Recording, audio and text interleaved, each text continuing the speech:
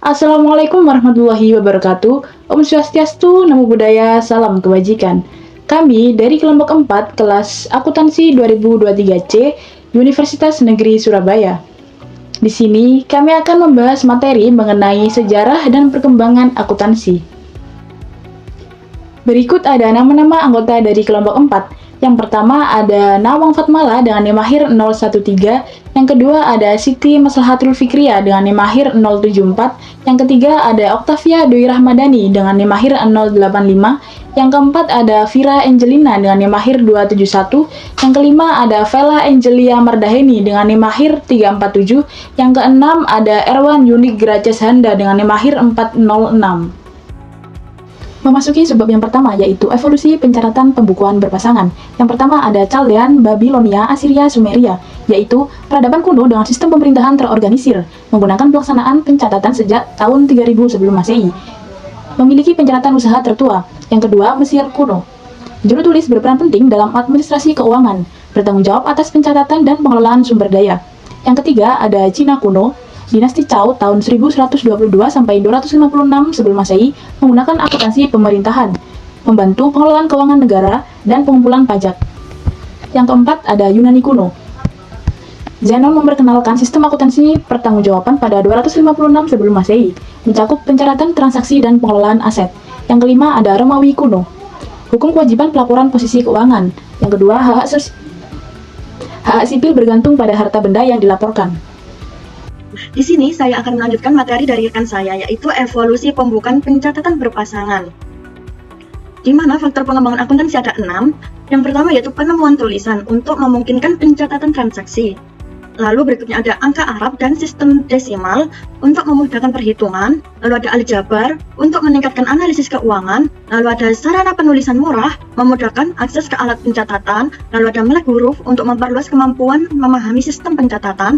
Lalu ada standar alat pertukaran, yaitu untuk memudahkan transaksi keuangan. Lalu berikutnya ada pembukaan Italia, di mana berkembang pada abad ke-14 dengan perdagangan Republik Italia. Lalu ada pembukaan Masari dari Genoa 1340 menggunakan sistem berpasangan dan menjadi dasar metode akuntansi modern. Lalu ada persyarat pembukaan sistematis menurut Littleton. Yang pertama yaitu seni penulisan untuk mencatat transaksi, lalu ada aritmatika untuk melakukan perhitungan, lalu ada milik pribadi untuk konsep kepemilikan, lalu ada uang untuk alat pertukaran standar, lalu ada perdagangan untuk pertukaran barang dan jasa, lalu ada commerce untuk aktivitas perdagangan luas dan modal sebagai sumber daya untuk keuntungan. Next slide. Berikutnya yaitu ada perkembangan prinsip-prinsip akuntansi. Apa itu dasar akuntansi? Prinsip dasar akuntansi adalah dasar dalam cara melakukan proses akuntansi. Prinsip ini dibutuhkan untuk membuat laporan keuangan. Prinsip akuntansi tersebut dibutuhkan untuk mendapatkan hasil objektif dari suatu bentuk permasalahan keuangan. Adanya prinsip ini akan berguna untuk membuat laporan keuangan yang baik dan mudah dibaca. Prinsip akuntansi juga merupakan pedoman yang tidak dibuat oleh sembarang orang. Di Indonesia, prinsip tersebut mengacu pada aturan dari IAI, yaitu Ikatan Akuntansi Indonesia. Selanjutnya akan dilanjutkan oleh rekan saya. Baiklah, selanjutnya yaitu apa tujuan prinsip-prinsip dasar akuntansi. Ya, ada beberapa tujuan dari adanya prinsip-prinsip dasar akuntansi, yaitu sebagai berikut. Yang pertama yaitu adanya aturan yang jelas dalam melakukan proses akuntansi yang benar. Jadi, setiap akuntan akan sama-sama membuat laporan keuangan sesuai dengan pedoman yang telah ditentukan. Selanjutnya yaitu laporan keuangan yang dibuat sesuai dengan standar yang telah ditetapkan. Dan yang terakhir yaitu proses akuntansi yang dilakukan akan bersifat objektif. Begitu juga dengan pandangan orang dari laporan yang telah dibuat. Dengan demikian, hasil dari akuntansi bisa menghasilkan solusi dari masalah yang ada. Baik, untuk selanjutnya yaitu terdapat 10 prinsip-prinsip dasar akuntansi yang diterapkan di Indonesia. Yang pertama yaitu prinsip entitas ekonomi atau Economic Entity Principle. Kemudian yang kedua yaitu prinsip biaya historis atau Historical Cost Principle. Yang ketiga, prinsip kesinambungan usaha atau going concern. Kemudian yang keempat, prinsip pengungkapan penuh atau full disclosure. Kemudian yang kelima yaitu prinsip pengakuan pendapatan atau revenue recognition principle. Kemudian yang keenam yaitu prinsip mempertemukan atau matching principle. Yang ketujuh ada prinsip periode akuntansi. Yang kedelapan prinsip konsistensi atau consistency principle.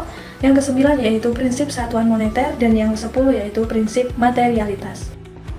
Baik, selanjutnya bagaimana penerapan prinsip-prinsip dasar akuntansi dalam menjalankan proses akuntansi.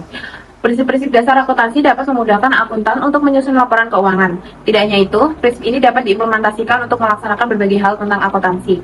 Di antaranya adalah mencatat data transaksi yang dilakukan dari pengumpulan sampai pencatatan transaksi keuangan, lalu mengkategorikan transaksi, menyusun laporan, menutup buku. Artinya adalah membuat pengaturan pendapatan menjadi nol kembali agar tidak bercampuran dengan pencatatan periode berikutnya.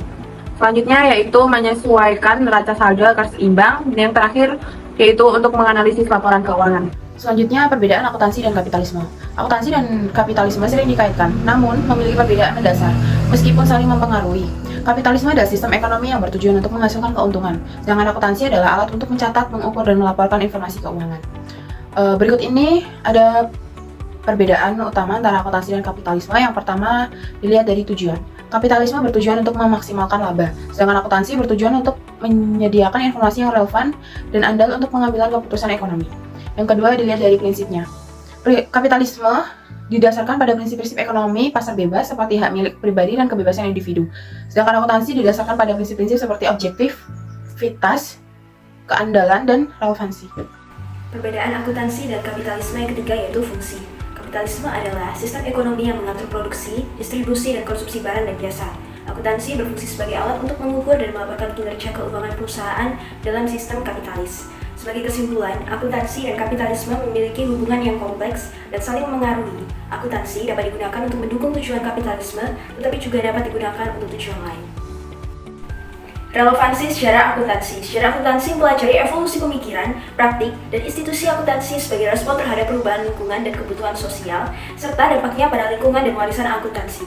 Dalam pedagogi, sejarah akuntansi memberikan pemahaman dan apresiasi yang lebih baik tentang akuntansi sebagai ilmu sosial. Dalam konteks kebijakan, sejarah akuntansi membantu memahami permasalahan akuntansi dan konteks institusionalnya, serta mendukung formulasi kebijakan umum. Dalam praktik akuntansi, sejarah akuntansi memberikan penilaian yang lebih baik atas praktik-praktik yang berlaku dengan membandingkan metode-metode yang pernah digunakan di masa lalu.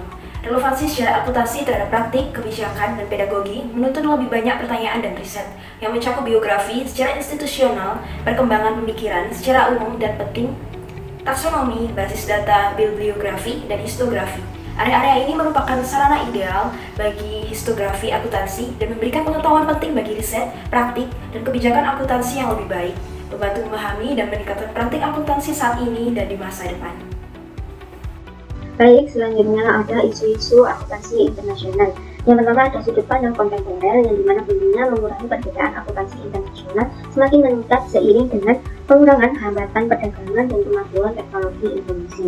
Dan kedua ada pertumbuhan dan penyebaran operasi multinasional yang dimana bisnis internasional kini lebih berfokus pada investasi asing langsung termasuk pendirian afiliasi dan aliansi strategis. Misalnya kegiatan ekspor dan impor yang melibatkan akuntansi transaksi mata uang asing. Kemudian yang ketiga ada inovasi keuangan, yang dimana manajemen risiko menjadi penting akibat dari regulasi pasar keuangan dan fluktuasi harga komoditas yang dapat mempengaruhi pelaporan internal dan menimbulkan risiko kerugian ekonomi. Lalu yang keempat ada kompetisi global. Kompetisi global yang mendorong penggunaan standar perbandingan kinerja yang melampaui batas nasional, yang menjadikan akuntansi internasional semakin relevan. Kemudian yang kelima ada merger dan akuisisi lintas batas. Akuntansi berperan penting dalam penilaian perusahaan selama merger dan akuisisi, di mana perbedaan pengukuran nasional dapat memperumit proses ini.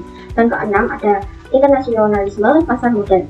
Internasionalisasi pasar modal telah meningkat pesat sejak 1990 dengan arus modal lintas batas dan penawaran internasional yang melonjak, menarik perhatian yang lebih terhadap akuntansi internasional di kalangan eksekutif, investor, dan regulator. Selanjutnya saya kembalikan ke moderator. Sekian pemaparan materi dari kelompok 4, kami ucapkan terima kasih.